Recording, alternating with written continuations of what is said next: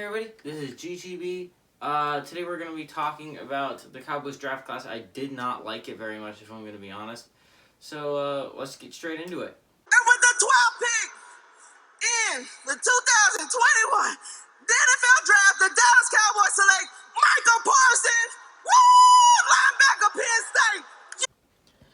This was easily the Cowboys' best selection. Their base need was corner, but with Horn and Surtain going off the board before the Cowboys would have even selected at 10, they couldn't really exactly reach on a guy like Farley or Newsome at that point, so they did the smart thing. Traded with the Eagles, got the 12th pick in the Eagles' third-round pick. With that 12th overall selection, the Cowboys drafted Micah Parsons, their likely target at 10. Let's talk about Parsons. Parsons was rated a 5-star prospect coming out of high school. He decided to go to Penn State. Saw immediate playing time his freshman year, racking up 82 total tackles, 47 solo tackles, 1.5 sacks, and 2 forced fumbles.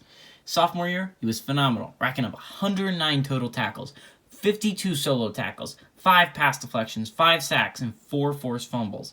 In the Cotton Bowl alone, his last game as a Penn State Nittany Lion, he got 14 total tackles, 7 solo tackles, 2 sacks, 2 forced fumbles, and 2 pass deflections. Thanks to his performance, he was named Cotton Bowl MVP. He ultimately decided to opt out of the 2020 season. On his pro day, Parsons ran a 4.39 second 40-yard dash, the fastest of all linebackers, jumped for 34 inches on the vertical jump and 10 feet 6 inches on the broad jump, and did 19 reps on the bench press. Parsons was rated a top 5 prospect before the 2020 season. His fall, I believe, was partially due to him opting out of the 2020 season, but you also can't ignore the character issues. He's been accused of both sexual assault and assault. Recent prospects like Haskins and Isaiah Wynn with character issues may have some fans worried. However, I do believe Parsons is worth that risk. So where does he fit on the roster? I believe this spells the end of the Van Der Esch reign in Dallas and possibly Jalen Smith. It could just be an overreaction, but I believe that is what this selection indicates. Regardless, a linebacker core of Van Der Esch, Smith, and Parsons, even if it's just for a year, will be fun to watch. With the second pick in the 44th round, 44th pick in the second round, the Dallas Cowboys select defensive back from Kentucky, Kelvin Joseph. Joseph was an odd selection at 44, mainly because Asante Samuel Jr. was still available. I think Joseph is a decent prospect, but I believe there are some issues. But let's get to know Joseph first. He was a 4-star prospect coming out of Scotland Magnet High School in Baton Rouge, Louisiana. He received scholarship offers from Alabama, Florida State, LSU, Auburn, and Florida. He ultimately decided to go to LSU in 2018. His true freshman year, he had 12 total tackles, 11 solo tackles, and 1 pass deflection. In 2019, he was forced to sit out a year when he transferred to Kentucky. In 2020, he racked up 25 total tackles, 14 solo tackles, 1 pass deflection, 4 interceptions, and 1 touchdown. I'm a little worried about him only really starting 1 year in college. Again, guys like Haskins and Trubisky made me a little wary on getting guys with only 1 year starting experience. It's not just that, though. He opted out of the regular season 1 game before the season ended. Didn't opt out of the bowl game, which is understandable. He opted out before the season ended. He abandoned his teammates, and he didn't even finish the season. That just rubs me the wrong way. However, he did have an extremely good pro day. He ran a 4.34 second 40-yard dash, fastest among cornerbacks, jumped for 35 inches on the vertical jump, and 10 feet 8 inches on the broad jump. I believe Joseph has the chance to start next year alongside Diggs. However, I personally would have picked Asante Samuel Jr. With the 75th pick in the 2021 NFL Draft, the Dallas Cowboys select Osa Odighizuwa, defensive tackle from UCLA. Defensive tackle was a position of need for the Cowboys. Really, the entire defense could have been cut and replaced entirely with rookies, and it probably would have been an improvement. The boys had probably the worst defense in the entire NFL. For God's sakes, the Jets might have been more organized last year. But on a serious note, the defensive line was complete and utter garbage last year, and it absolutely needed to be addressed. Let's get to know the defensive tackle from UCLA. Osa Odighizuwa, was rated a 3-star recruit coming out of David Douglas High School. On May 5th, 2015, Odighizuwa committed to UCLA. What I liked about his game is that he steadily improved. In 2017, he had 15 total tackles, 10 solo tackles, 1 sack, and 1 forced fumble. 2018, he had 29 total tackles, 20 solo tackles, 2 pass deflections, 3 sacks, and 1 forced fumble. 2019, he racked up 46 total tackles, 25 solo tackles, 1 pass deflection, 3.5 sacks. In his abridged senior season, 2020, he had 30 total tackles, 12 solo tackles, 1 pass deflection, and 4 sacks.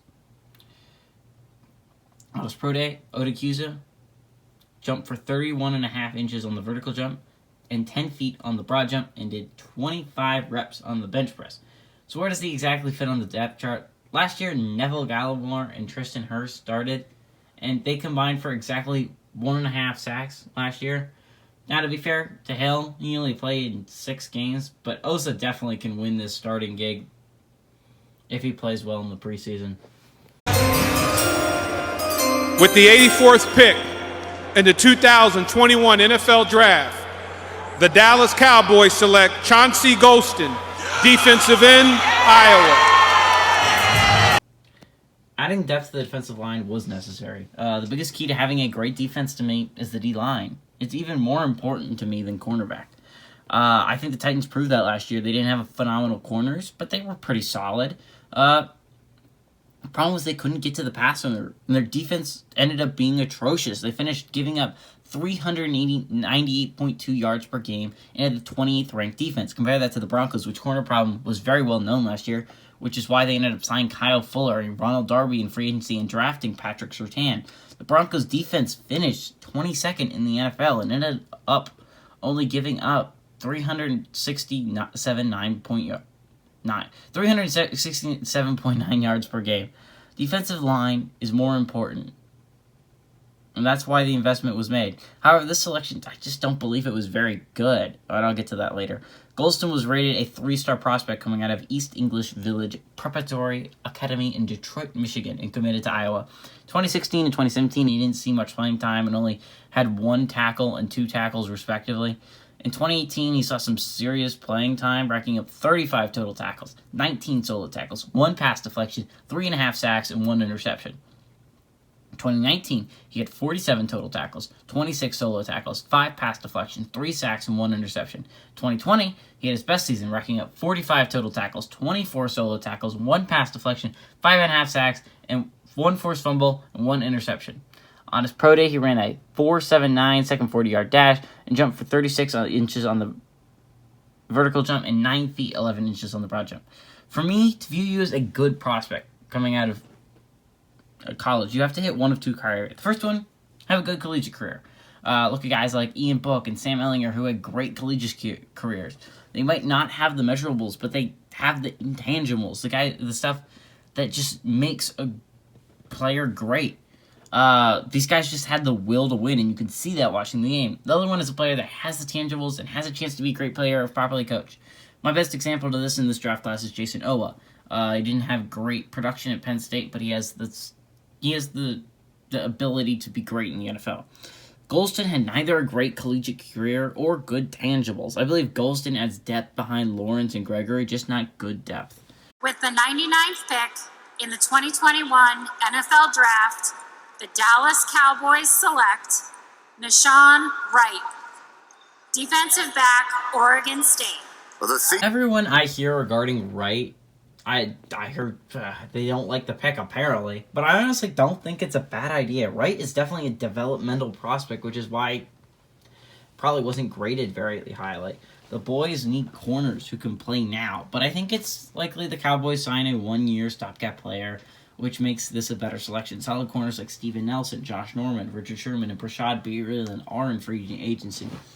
Coming out of James Logan High School, Wright didn't get any offers from FBS colleges, forcing him to accept an offer to Delaney College. His freshman year, he tallied 12 starts, 17 tackles, 1.5 tackles for loss, 4 interceptions, and 3 passes defended on his way to a national championship.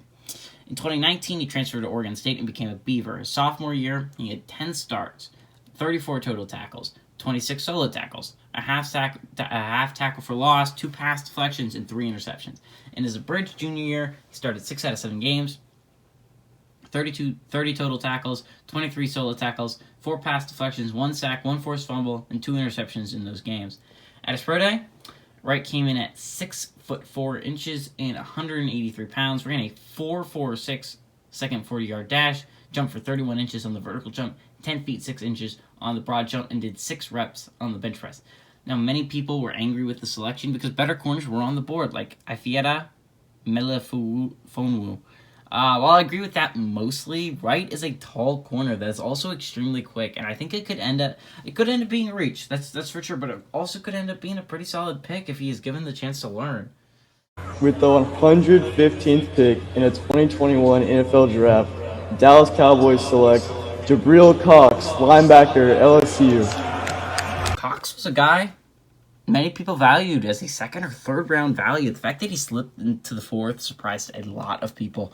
Cox wasn't very highly rated coming out of Wrighttown South High School, which is why he ended up going to North Dakota State.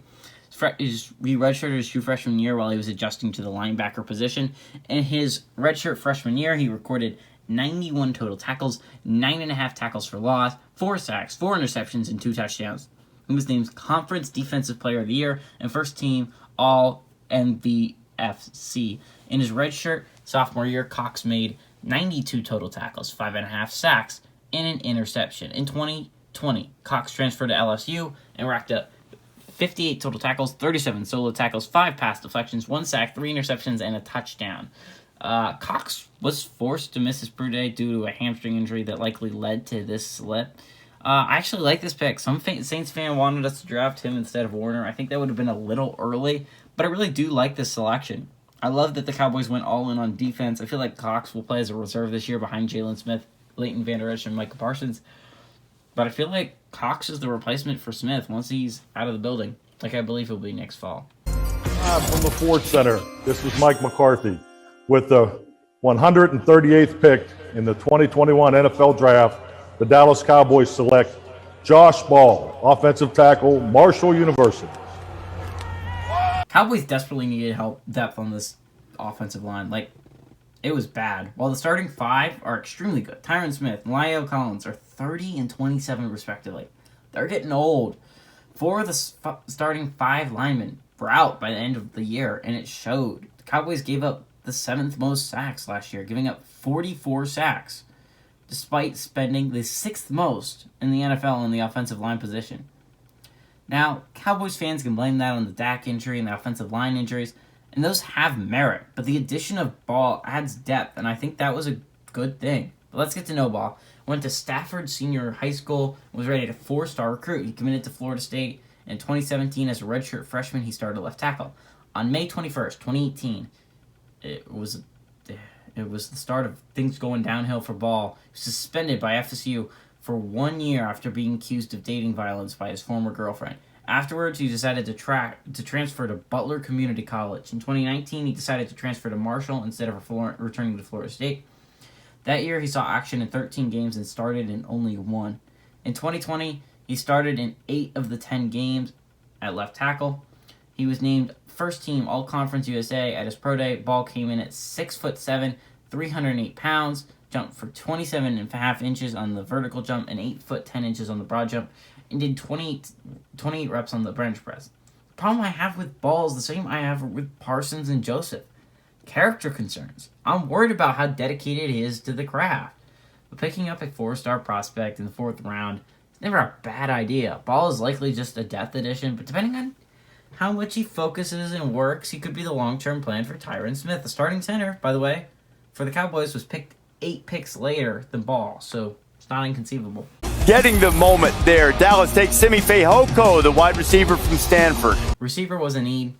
Most people that aren't actively paying attention to the Cowboys roster would assume with Amari Cooper, Michael Gallup, and CeeDee Lamb, the Cowboys receiving core is not only fine, but in excellent shape. However, behind those players, there really is no one. Cedric Wilson is a decent player, but I have higher hopes for Fuco. Let's learn about him, shall we? Fuco was rated a 4-star prospect coming out of Britain High School. He went to Stanford in his freshman year, only had 1 reception for 6 yards. His sophomore year, however, 2019, got 24 passes for 566 yards, 6 touchdowns. In the abridged 2020 season, Fuco caught 37 passes for 574 yards and only 3 touchdowns. Fuco never really put it together in college, but his pro day stats give me some reason for hope. On his pro day, Fuco came at 6'4", 222 pounds. Ran a 4.42 second 40-yard dash, jumped for 34.5 inches on the vertical jump and 10 feet on the broad jump, and did an 18 reps on the bench press. 4.42, not a fantastic speed for a receiver. For a 6'4" player, it's not bad at all. The question is, where does Fehoko sit on the roster? As I said before, Mark Gallup and Lamb are all amazing receivers that will not be removed from their starting gigs. But I think Wilson is a really solid player, and I think the battle between him and Fehoko for the 4th spot makes training camp more interesting.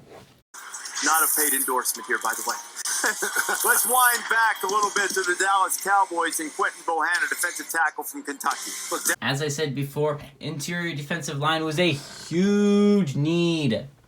They had an extremely disappointing defensive line last year. To give you an idea about how bad the defensive line was, the boys gave up 3.5 yards per carry before touching the runner last year.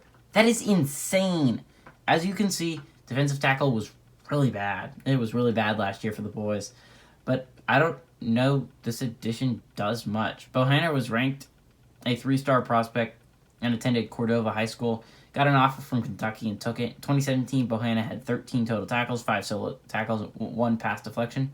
2018, he had 17 total tackles, 8 solo tackles, 1 sack, and 1 forced fumble. 2019, he had 18 total tackles, 9 solo tackles, 1 pass deflection, 1 sack. In 2020, he had 10 total tackles, 3 solo tackles, and 2 pass deflections. Now, he did end up missing 3 games in 2020 due to a knee injury, but he had 0 seasons that were just absolutely awe-inspiring. 2 sacks in an entire career is not good, especially if you play on the defensive line. His pro day stats also don't enamor me. Bohanna came in at 6'4", 327 pounds. He ran a 5.46 second 40-yard dash, jumped for 29 inches on the vertical jump, 8'3" inches on the broad jump. Even his film isn't fascinating, honestly. It's hard to get excited to see him in a Cowboys uniform. So where does he fit on the depth chart? Hopefully, he's honestly buried in the depth chart. Osa is definitely a better player. Gallimore and Hill are definitely the starters on the team if Osa doesn't slip in there. But it still isn't ideal for the boys. Carlos Watkins is also a significantly better player. I honestly think the only time we see Bohanna will be in the preseason. I think he'll be out of Dallas in a year. Boys going back to work on defense and taking another corner from South Carolina, Israel Mukuamu. Corner was actually a necessity. There's a lot to like about Mukuamu.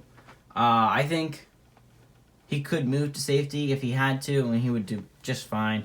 Mukuamu is an interesting prospect because he was the clear number 2 corner on a lower tier Power 5 conference team. That normally wouldn't make for an interesting prospect, but the fact that Horn was a top 10 player makes looking at the number 2 corner for the Gamecocks reasonable. Mukuamu grew up in Moncks Corner, South Carolina, and went to Berkeley Senior High School. Senior year, his family moved to Bossier City, Louisiana, and transferred to Parkway High School. He originally committed to Florida State, but when Jim Bill Fisher just went and left for Texas A&M, Mukuamu decided to go back to his home state and attend South Carolina University.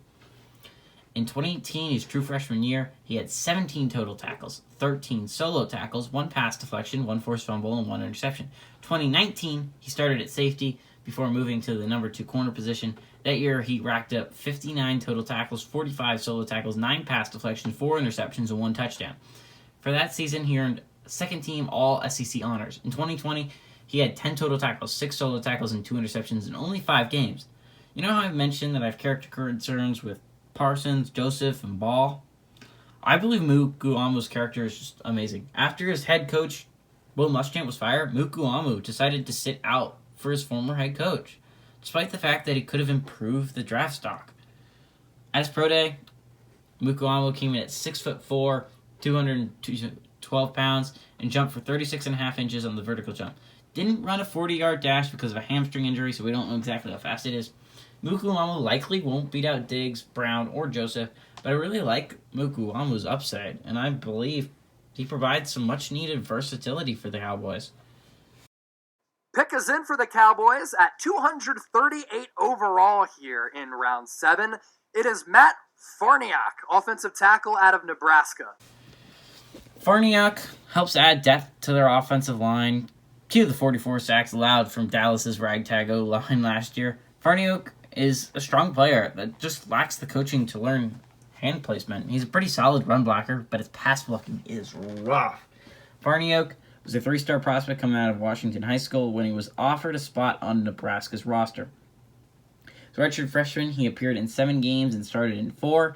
He started 2 games at right guard and 2 at right tackle. As a sophomore, he started all 12 games at right tackle. In 2020, he started 8 games, playing 7 at right guard and 1 at center. That year, he earned all Big Ten honorable mention. At his pro day, came in at 6'5", and 311 pounds, ran a 5'2" second 40-yard dash, jumped for 33 inches on the vertical jump, 8'9" on the broad jump, and did 28 reps on the bench press. Farniok is listed deep on the depth chart, and while the ESPN depth chart definitely seems to undervalue the rookies, I agree with them on this one. Connor Williams and Zach Martin are both extremely solid starters. Connor McGovern proved he definitely wasn't a starter last season, but he's a pretty solid cheap guard for a depth player. I don't think Brandon Knight is that good, so I think Farniok can fight for that spot. So now that we're out of reviewing all the draft picks, let me just quick overview. I really like the Michael Parsons pick. I am iffy on the Kelvin Joseph pick. Osa Odighizuwa, I think I nailed that with that time. I think it's a pretty solid pick. Gabriel Cox, I think, was a steal in the 4th round. Nashon Wright's not as bad as a pick as everyone else is making it out to be. Quinton Bohanna, I think, is a bad pick. Simi Fuco could turn out to be pretty good. Josh Ball has some character issues, but I think he might be a pretty good player overall. Am I forgetting anyone? I think I had everyone in the draft class. Yeah, I think I got everyone. Except for... Yeah, no, I think I got it. So, what do I think of the Cowboys draft class? I'm going to be honest, I am not very enthusiastic about it. I think I'm going to give them a C- here. Because mainly, when I was talking about the Redskins class, I was excited about a lot of players. I was excited about De'Ami Brown because I think he's explosive. I was excited about Samuel Cosmi because I think he's a very good blocker. I was excited about Jamin Davis. The Giants draft class, I gave him a B-, and there's still players I was really excited to see play for them. Azeez Ojulari. I'm excited to see Kadarius Toney. I might not think it was the best pick in the world because I do think there were better receivers on the board, but I'm excited to see him play. There were 6 players I'm excited about. Cowboys, I'm really excited about one player, and that's Micah Parsons. I think Micah Parsons is definitely a replacement for Sean Lee. He's probably the long-term replacement. But everyone else, is Osa Odighizuwa. As a person, I'm interested in seeing play. I don't think he's going to be a star, but I think he's a pretty solid player, and I do think it's going to be interesting to see him develop. But outside of that, I don't think Kelvin Joseph's going to be that great. I think he might be pretty solid, but I don't know. Nashon Wright could turn out to be a star, but I don't know. Gabriel Cox is a player that I think was a steal in the 4th round, but I don't know if he's going to really develop into anything more than a rotational player. And then outside of that, Josh Ball. There's just, outside of Michael Parsons, there's really no one I'm really enthusiastic to see on the Cowboys side. That gets him a C-. There was also a lot of picks where there were better players on the ball, or maybe the Kelvin Joseph selection with Asante Samuel Jr. was still there.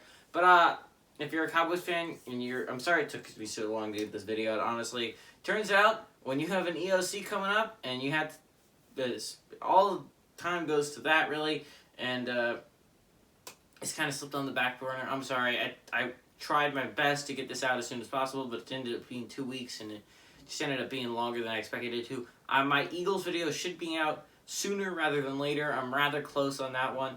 But thank you guys for watching. Hey everybody, this is GGB co-host Pupper saying don't forget to like and subscribe this video.